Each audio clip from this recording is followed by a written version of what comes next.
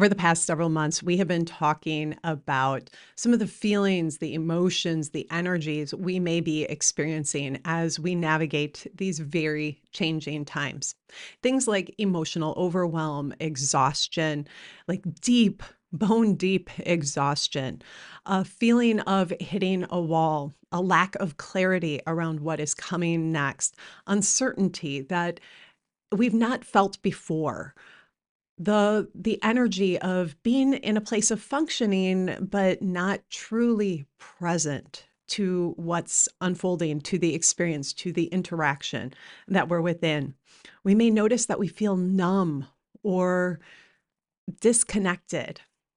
We may feel that our emotions are just so heavy and weighted down. There are so many different ways that each of us are experiencing these changing times and the ways that we uniquely move through them. Some of us may be experiencing all of that and more. Others may be feeling like we are just rocking our lives. And somewhere in between, you may find yourself dancing back and forth between feeling like you're rocking things out and then feeling like you just want to curl up on the couch and have a good Netflix binge. However, you are uniquely moving through this time, it's your path through. It is your way of navigating what's unfolding, and there's wisdom and messages in what's showing up for you. As we sink into our conversation today, we're going to talk about something that I'm calling the soft call of the sacred, and this gentle invitation that is in the undercurrent of all that is emerging during this changing time. We see what's unfolding from the place of what's breaking down, what's being destructed, what is falling apart, and creating space for something new to emerge, something new and meaningful. And I feel like underneath all of that is a desire, a collective desire to have that informed by something truly sacred, to bring the energy of the sacred, to call that back in, to allow it to call us forward, and to also call it in, to invite this beautiful merge, a sacred dance of co-creation. So today, as we sink into this episode of the Luminary Life Podcast, I want to invite you to just settle in, and we're going to talk about what this looks like, what it feels like to have a deep and meaningful sacred connection, and why that is so important during this time. So, for those of you who are new here, I am Lori Andrus. I'm an artist. I am the creator of the Stone Speak Oracle, and I create programs and services for individuals who are on a spiritual path looking to expand deeper into their soul wisdom, to embody their gifts and bring them into the world in meaningful ways. And I do this through individual private practice with clients and through a group called the Sanctuary Circle. And in those spaces, we sink in, we journey, we connect with spirit. And I'm so excited to dive into this conversation with you today because it's one that's been really near and dear to my heart. And it's actually something that's been nudging me for some time. I've been taking notes and taking notes and taking notes and sitting down to create this episode and then getting the message that it's not quite time yet. And it's funny because I sat down yesterday and I recorded. And then after I finished recording, I walked out of the office and sat down or walked into the living room where my husband was watching the launch of the Artemis 2. And we paused and watched it together. And there were a couple things that really struck me about this launch. One, the launch it's headed to the moon, right? It's going to loop around the moon and then come back to planet Earth. That I think is really beautiful. The next thing that struck me was the name of the ship, which is Artemis 2. Now, Artemis is the twin sister to Apollo, and many of the early missions were on ships called Apollo 1 through 17, or maybe even more. I'm not entirely sure. You can I check my facts. I do not have them accurate. But this is interesting that we shifted from naming the masculine name to the feminine name. That really caught my attention. And, my mythology is pretty weak, and so I decided I would just dive in a little bit and did a very quick, very brief Google search. And there were a couple things that popped back up, and, my memory was being, refreshed a bit. But, Artemis being the huntress, she's always portrayed with the silver bow and arrow. She is often portrayed with a deer, and she has this deep connection with childbirthing, bringing new life into the world. She is also one who is deeply connected with the animals. And one of the phrases that really caught my attention was that she is the defender of the sacred. Let yourself just feel that for a moment. Feel the significance of this energy that's being so wonderfully, wildly present in our world through the naming of the shuttle that just, launched yesterday, to the ways that that is being woven into the world right now. So she is also this goddess who brings in the energy of fierce protection.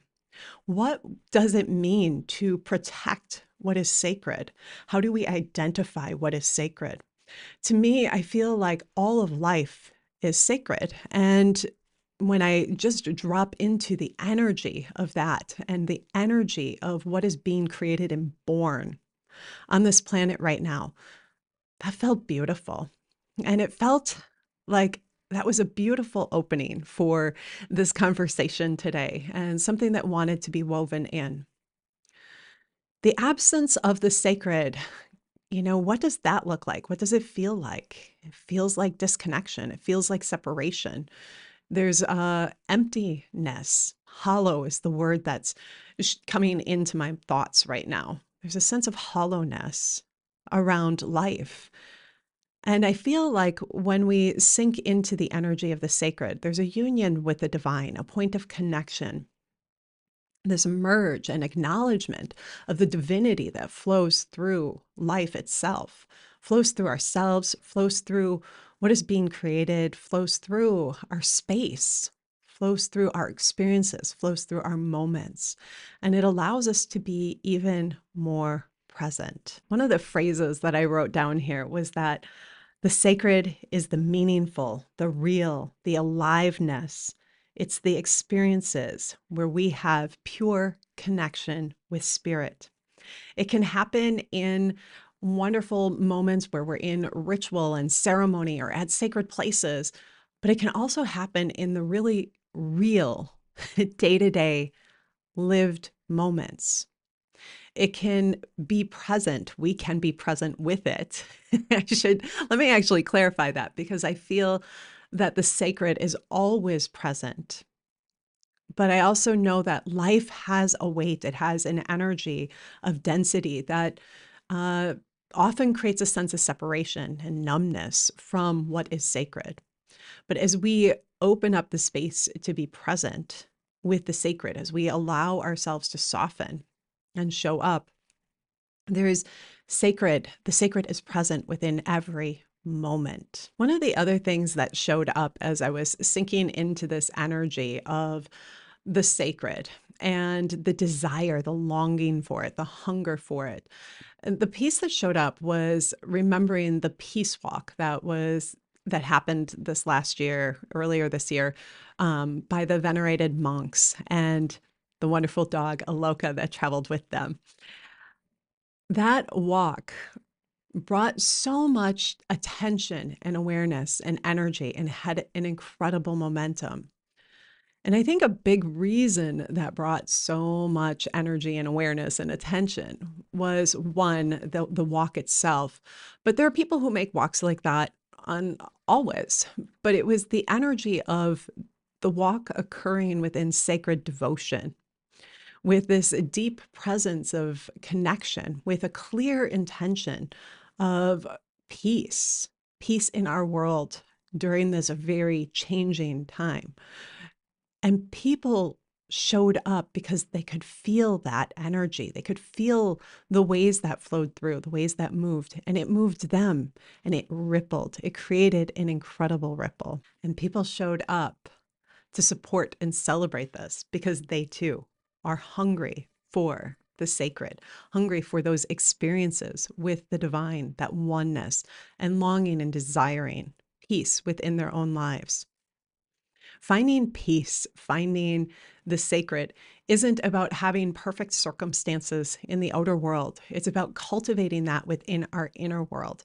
It's about supporting ourselves in slowing down and being deeply present. And this is where I want to lean into conversation next. How do we attune to the sacred? How do we connect with it? How do we refine our senses in such a way that we can be more deeply present? And I think the first thing, the first piece here is about slowing down. This energy of slowing down is one that has been really big in my world for some time now. It's one that I see really subtle ways where I'm just moving too quickly. So I see this through our dogs, Clover and Coda, and in particular with Clover. Now, Coda is older and she just kind of rolls with everything, but Clover is a highly sensitive, highly attuned little pupper, and she needs to slow down, watch, tune in, pay attention, and have space to experience what is unfolding around her. And this has been really interesting to watch. And it's been really interesting to witness within myself, noticing how when I go for a walk, I want to just walk. And she needs to pause. She needs to observe what's around her. She needs to pay attention and listen and notice what other people are doing, what machinery, what tools, what vehicles are doing. And when she is given the space and the time to do that, I notice how safe she feels. But when she's not given that time and space, when things are moving too fast, when I'm moving too fast, when I'm trying to hustle her along, she gets very excitable. Her ability to process it is overloaded, and she wants to just be in the moment, in the experience. Think about the times in your own life where you are just hustling from one point to the next. Now, of course, there's life moves at its own pace, right? And we move with it. But when we're moving around our homes, when we're moving from one thing to the next, so often our minds are filled with ideas and the next steps and the next steps and the next steps. And we're often into 20 steps ahead when really being present with the moment right here, right now is what is most important. And I feel like this idea of returning to the sacred, tuning into the sacred in our lives is an opportunity to slow down and to be present. So I want to invite you to just consider, where are the places in your day-to-day life where you're moving a bit quickly and you could slow down and be even a little bit more present. Let yourself just think about those. Let yourself tune in to what is there. The next piece that I have on my list of how do we attune to the sacred, how do we tune in, is to tune into the subtleties of life. Now, I kind of mentioned this as I talked about Clover and how she loves to just sit and watch. Chris and I have this joke that we call her the watcher. She is the watcher. She loves to sit and watch and observe and process. And I want to invite you to just carve out little spaces where you can be present with the subtleties of life. And one of the ways that I love to do this is to tune in with all of my senses, to actually isolate the senses. So letting our eyes take in information, letting ourselves inhale and smell the space around us, letting ourselves hear and tune in, letting ourselves feel from the place of emotion, from the physical sense of the texture of the air, the ways that the current is moving around us, the ways that the air feels warm or cool, the moisture in the air. Letting ourselves tune in and experience with each of our senses attunes us to the more subtle vibrations, the softness, that soft undercurrent of the sacred that is present. And as we do that from the place of consciously attuning to our senses, there's an energy of the subtle senses, the intuitive senses, that is also able to be accessed. We may hear things that aren't really to be heard in the physical way. We may smell things that maybe aren't actually in the room or in the space, but we're being invited to attune to because there's a sacred energy associated with it. So letting ourselves just slow down, really be present. This is one of the places where I feel like we are invited during this time to connect with the sacred. One of the ways that we can do that. We can also do this by weaving in simple moments for connection, places and spaces where we pause and we let ourselves be truly present. This can be in conversations. This can be as we're moving through our day. It can be as we make a transition. Say, the moment we sit down in our vehicle, before we put our key in the ignition and turn it on, letting ourselves pause, take a deep breath, tune in. What is our body feeling? What are our emotions feeling? What thoughts are flowing through our mind? These simple little check-ins are so significant, and they make a big difference in how we are present in our day-to-day lives. We can also weave in small little rituals and practices. Like that to me is a ritual where we sit down in our car, we pause before we put our key in the ignition, and we let ourselves breathe and tune in. That can become a ritual that's creating space for sacred connection. Other great rituals can be things like lighting a candle, burning some incense or some sage, letting ourselves pull a card from a preferred or beloved oracle deck, spending time journaling. Whenever we carve out moments for listening at yet a deeper level, or moments to be present at a deeper level, we are communing with the sacred. And this is so beautiful, important, and essential. And it supports us in being even more present. It's such an intricately woven thing. It's like one relies on the other. As we are present with ourselves, as we create space to be present, the sacred shows up in ways that we are able to access and connect with. And the same is returned. It's like it's reciprocal. It continues to flow. As we show up, spirit shows up. As spirit shows up, we show up. And this dance, this beautiful sacred dance that we live, that is when we connect and are present with the sacred. The next piece that I have here is about creating space to feel. I think one of the big pieces around feeling disconnected, feeling emotionally overwhelmed, feeling exhausted and wanting to shut down, very often underneath that are emotions, stories, beliefs, patterns that need to be looked at or are wanting to be looked at, that are wanting to be acknowledged and loved and inviting us to be present with from a place of healing and growth and opportunity to move through and into something even more beautiful in our lives. But that's not always easy. It's not always easy to be present and feel what we're feeling. It's not always comfortable. And sometimes we need to carve out spaces where we can get support and lean in at a deeper level. Last week, I spoke about how I leaned in for support with other practitioners. And the same is true within my community, leaning in for support. Tune in to what is right for you. What ways are you being called to lean in and receive support in your life. Ways that can support you in accessing those deeper emotions that are ready to be felt, honored, loved, and healed so that you can begin to write a new story for your life. The last piece that I have on here is about creating opportunities to be even more present with the sacred.